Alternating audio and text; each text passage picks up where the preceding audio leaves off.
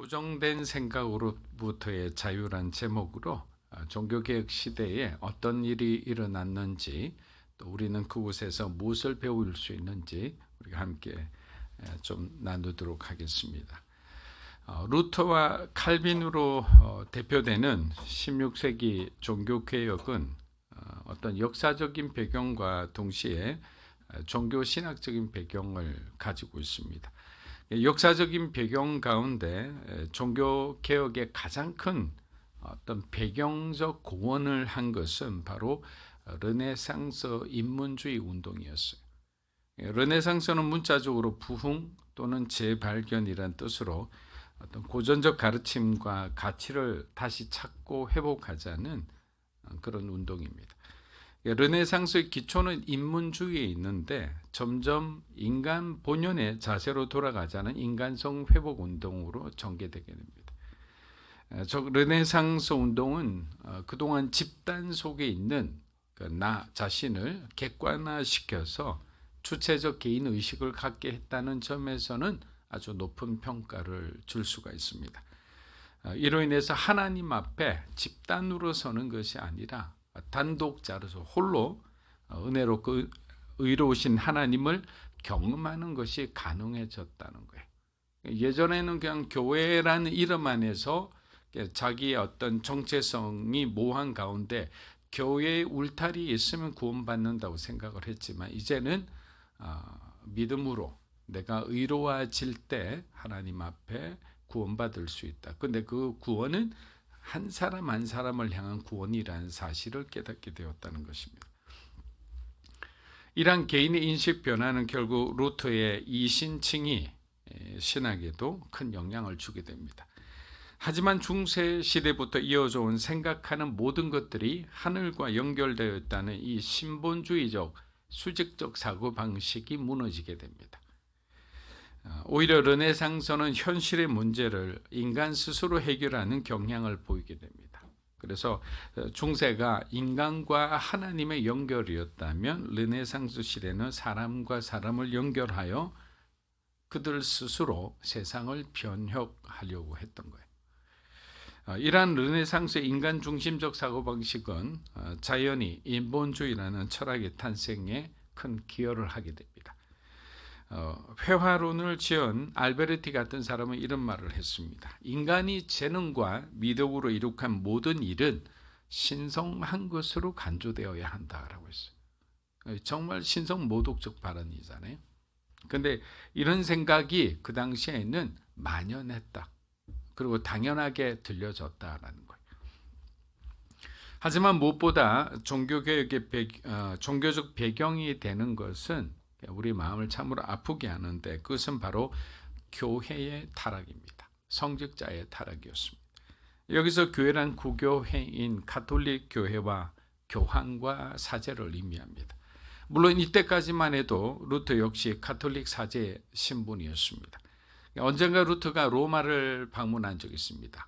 그래서 가톨릭 사제들의 뭔가 이렇게 가장 큰 소망이라면 로마를 방문하는 거예요. 로마의 바티칸에 그 로마의 가톨릭의 본부가 있기 때문이죠. 그러나 그의 기대와 달리 그가 보고 느낀 것은 가톨릭 교회의 경건함과 투철한 신앙심이 아니라 도덕적 윤리적으로 타락한 성직자들의 모습이었습니다. 당시 성직자들은 신앙심을 쌓기보다는 권력을 얻으려고 서로 간에 이전 투구를 하고 있었고, 그리고 엄청난 부를 축제한 그런 사제들도 있었습니다. 우리가 예전에 구약 성경을 보아도 이스라엘이 타락했을 때 어디서부터 타락했냐면 레위인들의 타락에서 시작을 했거든요. 레위인들의 타락은 다른 말로 하면 예배의 타락이에요. 레위인들이 하나님을 제대로 모시지 않고 건성건성하면서 부인을 두기 시작했고, 그 다음에 자기 나름대로 어떤 재산을 축적하기 시작했던 거죠. 레위인들의 타락은 예배의 타락이랬는데, 예배가 타락하니까 그 다음에 무엇으로 이어졌냐면 가정 안에 가장의 타락으로 이어집니다. 이 가장이 타락하기 시작하니까 가장이 이방 여인을 데리고 오는 거예요. 그리고 소위 조강지처, 현모양처를 내쫓게 됩니다. 그렇게 되니까 이스라엘 자체가 혼혈적으로 변질될 뿐만 아니라 가정 자체가 무너져서 도덕적 윤리적 뿐만 아니라 이스라엘 전체의 근간이 흔들리게 된 거예요. 그러니까 하나님이 심판을 하시죠. 이런 어떤 종교에 있어서 리더들의 타락은 굉장히 심각하고 그리고 위기 상황이라는 것을 우리에게 잘 보여줍니다. 예수님께서 바리새인들을 향해 하신 외식하는 자들이라고 꾸짖는 비유는 바로 이 시기의 암울한 교회의 상황을 잘 보여주는 것 같습니다. 외식하는 자들이란 겉으로는 도덕적으로 경건해 보이지만 내면은 부정하고 타락한 사람을 말하는 거예요. 겉과 속이 다른 사람이에요. 이는 르네상스 시대 일부 교회 지도자들이 아주 고집스러운 권력 추구와 재산 축적에 몰두하면서도 가장 가난한 자들을 돕지 않은 그들의 위선적인 태도를 지적하는 것입니다. 결국 교회의 타락이 임계점에 다다르자 이 임계점이라는 것은 하나님 보시기에 이것은 악하다고 더 이상 내버려둬서는 안 된다고 생각하자 하나님은 루터와 같은 사람들을 통해 종교개혁을 이루셨고 루터는 95개조 반박문을 발표함으로 교회의 제도적 개혁에 불을 당깁니다. 95개조 반박문의 내용을 보면 메인 내용이 뭐냐? 교황의 권력과 신성함을 비판하는 거예요. 어찌 교황이 하나님 그 레벨에 올라가 있을 수 있는가? 어찌 교황의 말이 성경보다 우선할 수 있는가라는 거예요. 성경의 권위보다 교황의 말이 위에 있었던 거예요. 우리가 말세에 되면 그런 세상이 올 수도 있습니다. 또한 면죄부를 판매하고 금지하려는 것에 바로 이 종교개혁의 핵심 목적이 있었던 거예요. 종교개혁은 면죄부 판매에 대한 강력한 저항과 반성의 촉구로 시작되게 됩니다. 여러분들도 교회의 면죄부에 대한 얘기를 아마 들어보신 적이 있을 겁니다. 교회가 하나님을 대신해서 인간의 죄를 용서할 수 있는 권한이 있다는 이 주장은 성경 어디에도 찾아볼 수가 없어요. 죄를 사할 수 있는 것은 오직 하나님밖에 없죠. 예수님이 내가 죄를 사해 준다고 병을 고친 사람에게 네 죄가 사해서는 이제 가라고 얘기했을 때 그 옆에 있던 바리새인과 서기관들이 노발대발하면서 네가 누군데 참나마도다. 네가 어찌 죄를 사한다 하느냐. 하나님만이 죄를 사할 수 있는데 이렇게 하면서 그들도 이제 그 사실은 정확하게 알고 있었죠. 그러나 예수님이 그들의 구원자라는 사실은 눈도 어둡고 귀도 어두워서 알지를 못하는 거예요. 성베드로 성당 얼마나 화려합니까? 아마 가보신 분도 있을 거예요. 유럽에 가면 꼭 성베드로 성당을 가보죠. 근데 이 건축 작업을 마련하는데 돈이 없는 거죠. 그래서 면죄부를 남발했다고 하는데 예수님께서는 건물이 아니라 너희가 하나님의 성전이라고 하셨잖아요. 자, 그러면 이 사람들은 사제 정도 되면 굉장히 공부를 많이 했을 거 아니에요. 그런데 성경에 나오는 예수님의 말씀조차도 제대로 해석하지 못한다는 것이 얼마나 영적으로 그들이 어둠 가운데 있었는가를 반증해 줍니다. 즉 신앙이 아니라 건물에 집착하는 오류를 범한 거예요. 한국 교회도 마찬가지라 생각합니다. 그런데 일반 성도들이 가톨릭 교회 전행에 순응할 수밖에 없었던 아주 큰 두 가지 이유가 있었어요. 첫 번째 이유는 성경에 대한 접근성의 한계가 있었다. 일반 사람들은 성경을 함부로 가질 수가 없었어요. 그 당시 성경은 주로 라틴어로 되어 있었습니다. 그래서 이를 읽을 수 있는 지식과 교육을 가진 사람은 대부분 성직자나 귀족이나 학자들에게 한정되어 있었어요. 그리고 성경을 그 당시에 한 사람 하나하나 필사했기 때문에 어떻게 되느냐? 어떻게 됩니까? 필사하니까 숫자가 부족할 수밖에 없는 거예요. 따라서 지금과 달리 성경은 일반 사람들에게는 매우 접근하기, 가질 수 없는 그런 책이었다라는 거예요. 둘째, 교육의 부족이죠. 자, 당시 대다수 일반인들은 교육을 받지 못했습니다. 그래서 글을 읽거나 쓰는 것이 불가능했어요. 당시 유럽의 문맹률은 60%가 넘었어요. 그래서 성경의 내용은 주로 성직자들이 높은 곳에 서서 일방적으로 전달하는 그것이 전부였다는 거예요. 그래서 성직자가 성경의 내용을 자의적으로 해석해서 자기 마음대로 설교를 해도 성도들은 그것을 모르는 거예요. 그냥 아멘 아멘 하는 거예요.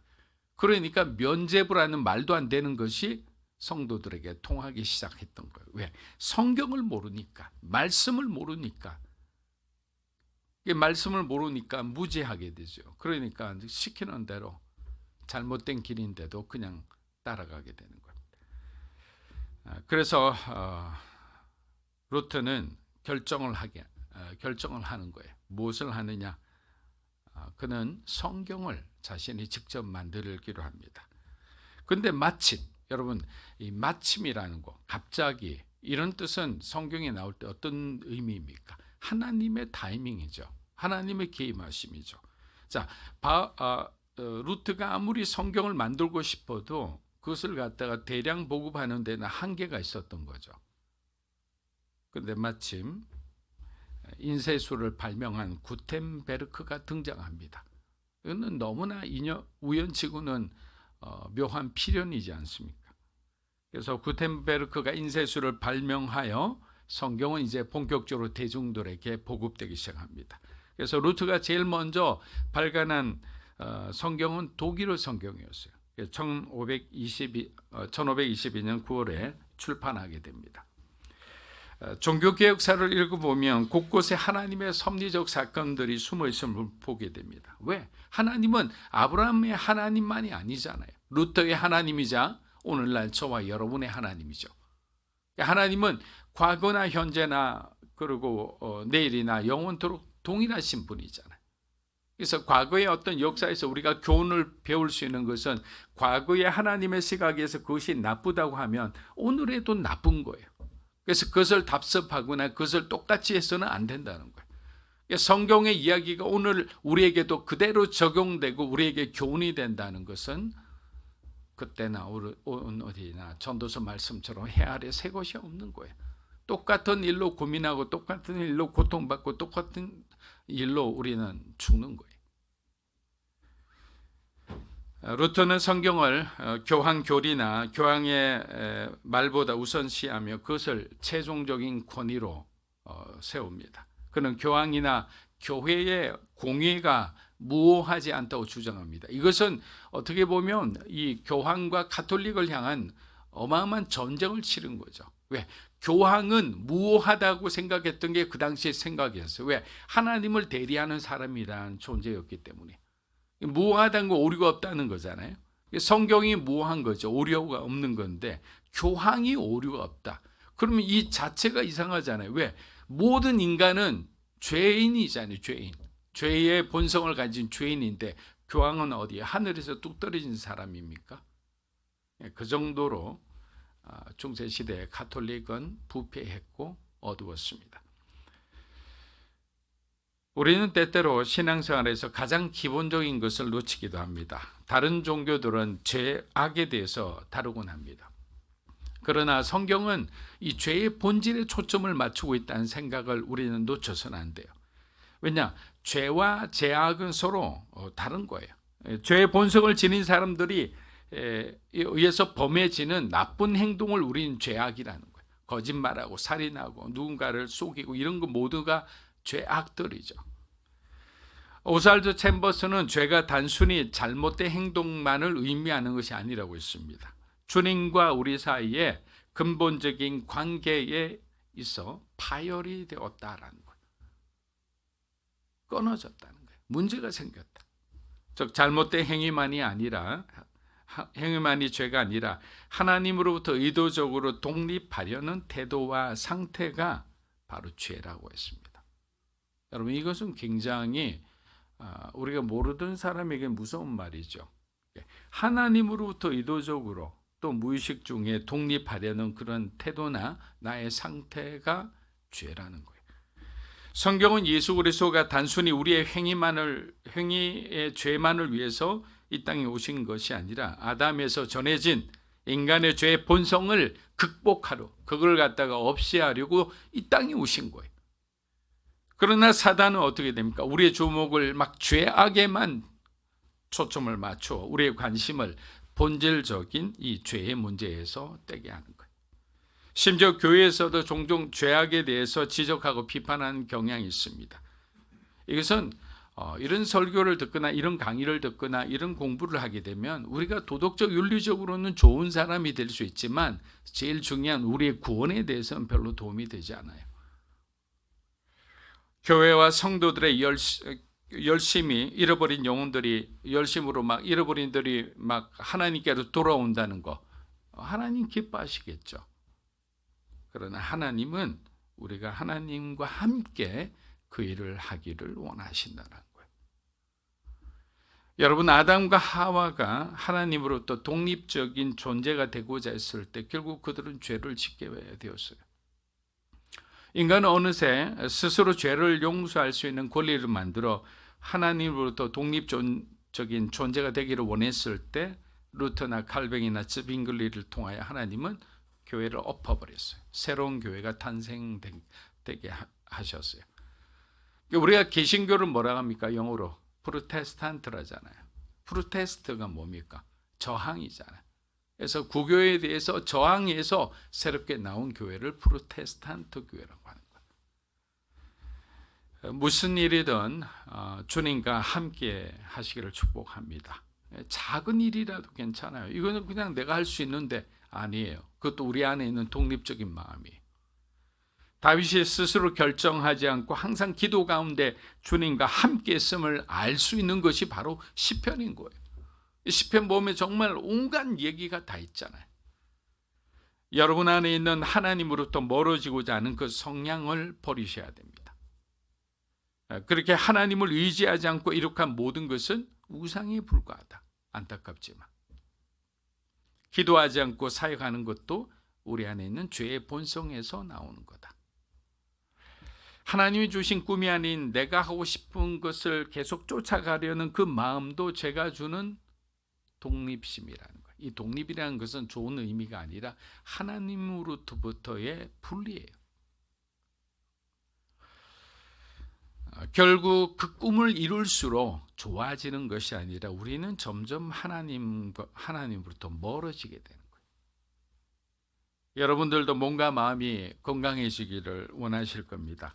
그런데 치유도 병을 고치는 의사와 함께 같이 하나가 될 때 병이 빨리 낫게 되죠. 왜냐하면 의사에 대해서 불신이 생기면 어떤 마음이냐면 그 사람이 주는 약을 먹지 않아요. 그리고 자기가 아는 지식으로 이쪽 저쪽에서 기동량을 해서 약을 구해다 먹으니까 병이 나을 수가 없죠. 마태복음 11장 28절입니다.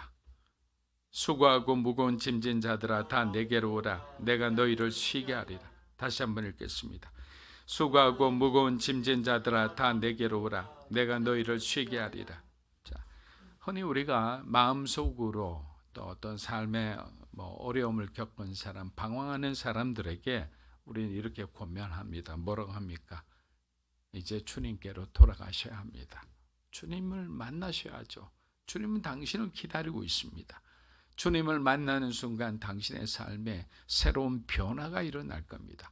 이것은 지식으로 아는 것이 아니라 여러분이 정말 인격적으로 하나님을 경험할 때 지금까지 내가 붙들고 있었던 그 모든 것이 헛되고 헛되다는 것을 알게 될 거예요. 주님께로 돌아오세요. 주님이 이렇게 말씀하시잖아요. 우리가 짐질 필요 없습니다. 그렇게 말하죠. 그런데 의외의 많은 사람들이 저도 그렇고 여러분도 그래요. 우리 안에 뭐가 있느냐. 그 모세가 바로 왕에게 얘기했을 때 10번의 재앙을 받으면서 어마어마한 이집트 애굽 땅에 피해가 있음에도 끝까지 버텼잖아요. 그것을 뭐라고 표현합니다. 완고함이라고 합니다. 우리 안에도 영적인 완고함이 있어요. 각자 다 있어요. 이 완고함은 결국에는 내게로 오라는 주님의 음성을 외면하게 된다는 거예요. 왜? 내가 버티는 거예요. 내 안에 있는 내 자아가 하나님 앞에 무릎 꿇고 주님을 만나야 되는데 내가 스스로 해결하겠다는 그 마음, 그 독립심 때문에 하나님 앞에 무릎 꿇지를 못하는 거예요. 여러분, 아픔이 켜켜이 쌓여 있는 막 썬뿌리가 되어 있는 사람은 성령님께서 밖에서 문을 두드리는 거예요. 왜? 우리 상태를 다 아시니까. 하나님은 전지하시잖아요. 그러니까 두들겨서 우리가 문을 열면 성령님께서 우리 안에 있는 그 아픔을 다 치료해 주시겠죠. 그런데 문을 열지를 않아요. 왜? 하나님은 인격적인 분이니까 우리가 문을 열지 않으면 절대로 우리 안에 있는 그 아픔과 상처와 쓴뿌리를 제거하지 못하시는 거예요. 분명히 말씀했잖아요. 수고하고 무거운 짐진 자들아 다 내게로 오라. 그리하면 내가 너희 마음을 치유하리라. 내가 너에게 새 힘을 주리라. 그런데 여러분 안에 있는 완고함과 여러분 안에 있는 어떤 죄가 주는 그런 독립심, 하나님으로부터 멀어지고 내 스스로 해결하는 그 의지와 성향이 하나님을 거부하게 되는 거예요. 여러분, 오직 믿음, 오직 은혜로 살아가는 죄인들이 주님 앞에 더 이상 부끄러워할 일이 뭐가 있겠습니까? 모든 것을 다 알고 계시다 했잖아요. 우리는 더 이상 주님 앞에 저항할 이유를 찾을 수가 없어요. 여러분이 건강을 되찾기 위해서는, 여러분이 삶의 회복이 되기 위해서는 가능한 모든 수단을 다 동원해야 되겠죠. 하지만 자존심 때문에 문을 열지 않는 이 태도가 바로 죄가 주는 그러한 성향이라는 사실입니다. 우리가 순종하지 않는 것도 사실 영혼 깊은 곳에서 하나님께 속하고자 하는 마음이 없기 때문에, 그래서 우리가 이 마음을, 가슴을 부여잡고 하나님 앞에 기도해야 되는 거예요. 우리의 깊은 마음으로부터 변화가 되기를 원해서 내 생각과 내 마음뿐만 아니라 보이지 않는 내 잠재 의식조차도 하나님께 굴복하게 해달라고. 내가 모르는 그 영역이 있다면, 욥이 말했듯이 부지불식간에 죄를 저지른 것이 있다면 우리 아들, 우리 자녀들을 용서해 주십시오라고 그렇게 제사를 드렸듯이, 우리도 모르잖아요. 우리 어떤 마이너 감성과 우리 안에 있는 그 숨겨진 그 잠재의식, 그것도 하나님 앞에 굴복할 수 있도록 기도해야 하는 거예요. 저도 어렸을 때부터 사실 나누는 건 좋아했는데 도움을 받는 것을 부담스러워했습니다. 특히 유학생 시절에는 IMF까지 겹쳐 생활하기 참 힘들었습니다. 그래서 힘들어도 누구에게 도움을 부탁을 하지 못하니까 혼자 그렇게 어렵게 버텼습니다. 근데 너무도 이런 저의 모습이 불쌍했는지 하나님께서는 정말 좋은 멕시코 친구도 붙여주시고 이렇게 주변에서 저를 도울 수 있는 친구들을 붙여주셨어요. 근데 한국 사람은 없고 다 외국 사람이었어요. 그리고 이민교회에서 많은 도움을 주셨습니다. 그때 제가 섬기던 이민교회 목사님께서 제게 이렇게 말씀해 주셨어요. 전도사님, 잘 받을 수 있어야 잘 베풀 수 있습니다. 자존심은 나를 향한 하나님의 은혜를 막는 죄입니다. 잘 받으세요. 왜 자존심 때문에 받는 것을 그렇게 두려워하세요? 받으시고 베푸시면 되잖아요. 그리고 제가 처음에 유학을 딱 했을 때 달라스 공항에 내렸는데 아는 사람이 없잖아요. 그래서 누구를 통해서 A라는 분한테 부탁을 했어요. 그 A라는 전도사님이 공항에 나오기로 했는데 결론적으로는 D라는 어떤 한 유학생이 나왔어요. A에서 어떻게 D가 되죠? 그래서 A가 오기로 했는데 A가 갑자기 교회에 일이 나니까 B한테 부탁했어요. 근데 B가 갑자기 또 일이 생겨 C한테 부탁했어요. C가 또 D가 되고 그 유학생이 나온 거예요. 그래서 저는 처음에 그 사진으로 본 그분이 안 계시고 한참 헤매다가 결국 만났죠. 그리고 나한테 처음으로 그냥 캄캄한 밤에 이렇게 숙소까지 가는데 너무나 미안하잖아요. 밤 11시가 넘어서 12시 반이나 됐어요. 제 짐이 늦게 나와서. 그래서 너무 죄송하다고, 너무 고맙다고, 그러니까 똑같은 말을 하더라고요. 저도 처음 왔을 때 어떤 분이 저를 픽업해 주시면서 이런 말을 하셨어요. 너무 고맙다고 하니까 다음에 어떤 분이 픽업을 부탁하면 저처럼 이렇게 해주시면 된다고.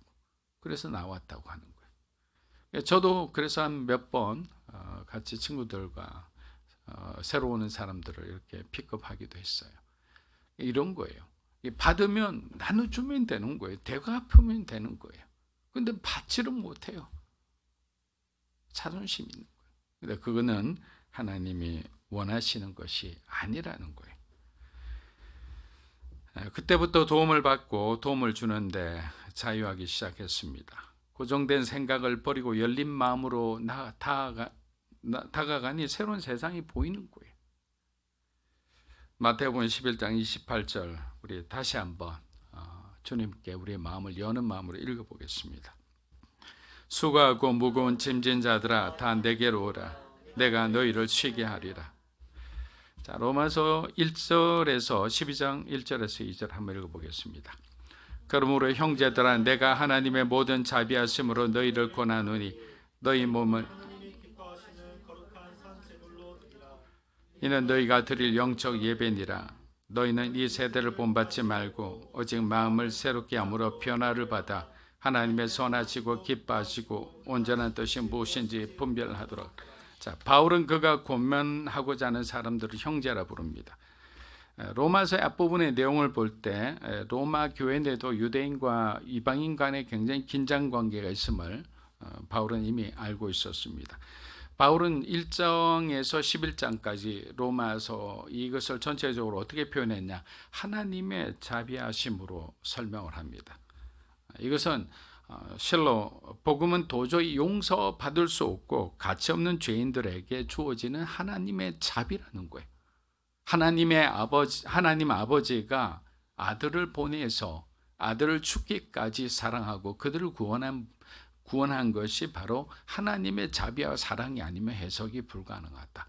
자, 이곳에 계신 여러분들도 누가 그 악독한 죄인을 위해서 여러분의 자녀를 내놓을 수 있겠습니까? 불가능한 거예요. 우리는 하나님만이 하실 수 있는 거예요. 과거에는 세상에 속한 사람들이었다면 이제는 하나님의 자녀가 되니 너희는 하나님의 방식으로 살아야 한다. 동시에 중요한 말씀드립니다. 우리 몸에 대한 권리를 하나님께 드려라는 거예요. 근데 왜? 우린 자꾸만 우리 몸에 대한 권리를 내가 가지고 내가 핸들링하고 있잖아요. 우리가 이 세대, 지금 우리가 살아가는 이 오염된 이 세대에서 거룩한 삶을 살기 위해서는 하나님 앞에 올바른 영적 예배를 드릴 수밖에 없죠. 근데 그 영적 예배라는 것은 이런 회종 예배만 말씀드리는 게 아니고 여러분의 가정과 직장과 사업과 우리의 사회에 있는 모든 공동체 안에서 성교적 교회의 교인처럼 우리가 그곳에서 빛이 되고 소금이 되는 것을 의미하는 거예요. 교회 안에서만 좋은 사람이 되지 말라는 거예요. 교회 밖에서도 선한 영향력을 끼칠 수 있는 사람. 그 사람은 어떤 사람인가? 세상과 구별된 사람이라는 거죠. 성령으로 충만한 사람이라는 거예요. 사랑하는 여러분, 종교개혁은 기독교의 본질로 돌아가자는 아주 거대한 움직임이었습니다. 그리고 본질이라는 것은 결국 우리가 성경으로 돌아가 우리가 하나님을 다시 우리 마음속으로 회복하는 거라고 생각합니다. 여러분의 삶에 다시 한번 하나님과 분리된 부분이 있다면 오늘 이후로 여러분은 그리스도와 연합하여 주님이 기뻐하시는 삶을 살게 되시기를 주의 이름으로 축복합니다.